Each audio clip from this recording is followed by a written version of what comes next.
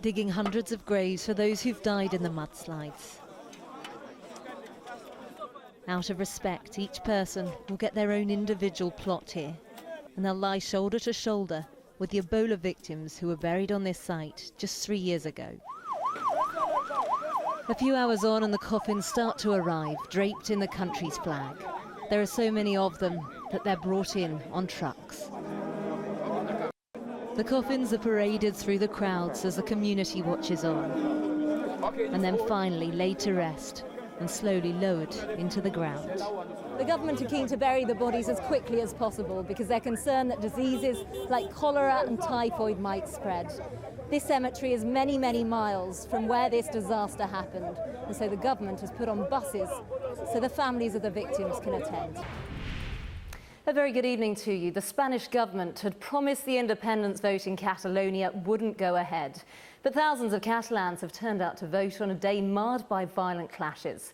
Police fired rubber bullets at crowds. Catalan officials say at least 460 people have been injured. In 3 weeks' time, Germany heads to the polls. At the moment, this lady, Angela Merkel, is the firm favourite, but she's now been in office for 12 years. And with her stance on immigration, many people across Germany feel it's time for change. Well, the second half has just got underway at the Hawthorns. So far, Aston Villa are a goal down at the moment, and there has been a fair bit of aggro. Stephen Warnock's watching the match for us. Dean Smith didn't look too happy in the tunnel as the players came off, did he? Now, this is one of those quirks of the fixture list, isn't it? Just a few days after replacing Brendan Rodgers at Celtic, Neil Lennon will now return to face former club Hibernian in the Scottish Cup this weekend. Big news that this £80 million deal, we understand, has now been agreed. Personal terms yet to be finalised, and he is yet to have his medical as well. It's very, very cold, I have to say, and they have just reached the quarter-way mark. Lewis, I'm going to jump in now and come and have a chat with you. Oh, it's cold, isn't it? How do you feel to reach a quarter way? We live in a world obsessed with body image and the way that we look. Will people think I'm this hideous monster when I go out? But what happens when the way you think you look completely takes over your life?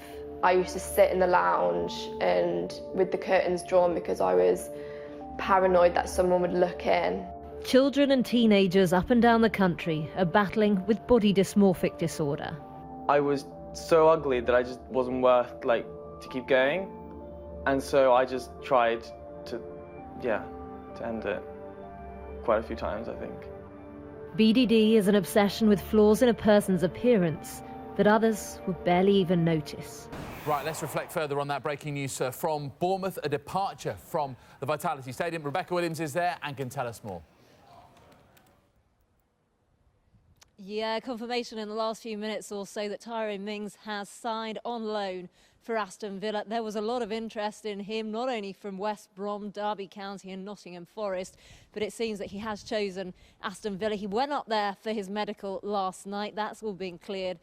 Now, we've got some breaking news to bring you, and police forensics teams are at a property in West London. That, of course, follows the arrest of a 21-year-old man about midnight, and the Parsons Green terror attack, of course, happened on Friday. Let's get more on this now from our reporter, Dan Whitehead, who's there. Dan, what can you tell us? As corpse upon corpse is recovered, they're rushed to the town's mortuary. Outside, crowds gather, hoping to find missing relatives. But inside, it's chaos. Those working here are dressed from head to toe in protective suits, left over from the Ebola crisis, which gripped this nation just 3 years ago.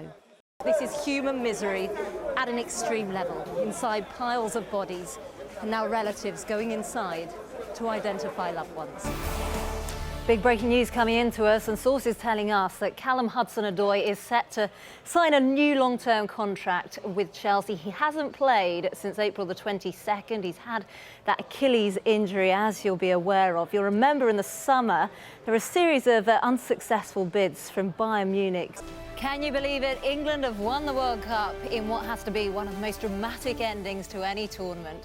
We'll try to explain just how it all went down, and we'll get reaction from the world champions. It doesn't officially get underway until tomorrow, but already the Conservative Party conference is being overshadowed by Brexit and infighting among ministers. Theresa May arrived in Manchester under renewed pressure from her Foreign Secretary Boris Johnson, who set out his own red lines on Britain's departure from the European Union. This is Hartcliffe in South Bristol, and we're out on patrol with the police. We're in pursuit of a car that's believed to be driving dangerously. Yeah, no, mate, I'm just leaving Gerard Close, so I'll float over that way. We find it and block it in. But the driver crashes into us and speeds off. We follow. 10 minutes later, Rich manages to track down the suspects in a nearby cafe. Dog! Dog! Dog! One of them throws a phone to the other and makes off with it. Little holiday, bruv. It's suspected dealers that they want off the streets. Got cracking gear in there, Class A, bruv. Class B, mate. And out on patrol today, they may have found just that. There's some wraps there, which will be crack, I expect. There has been a lot of high security here today. We've seen armed police, there's been a police helicopter overhead. And it's interesting because there are high tensions between the Catalans and the Spanish here at the moment, because Catalonia wants to hold an independence referendum in October. But tonight, they put those tensions aside and they united as one. My willing victim, who's hungry and ready for breakfast. Pretty willing, to be fair. It didn't take much arm twisting. Come on, sit and eat some bacon. Yeah, OK, no problem. Unfortunately for you, there's no baps to go with it. 2 definitely tastes more bacony. You like 2? I do prefer 2. I wouldn't say no to 1 in a bap, don't get me wrong. You know what? But I prefer 2. You're right. That's the proper normal bacon, and the naked bacon is number 1. Sorry, naked bacon. And what harm, sorry, I'm just tasting the bacon as we speak. What harm do these nitrates do to people? Well, it's pretty amazing to see these whales lying side by side. They're absolutely huge. We're talking about 50 foot long. Some of them have a bit of damage on them, and it will now take a couple of days before they can be removed from this beach.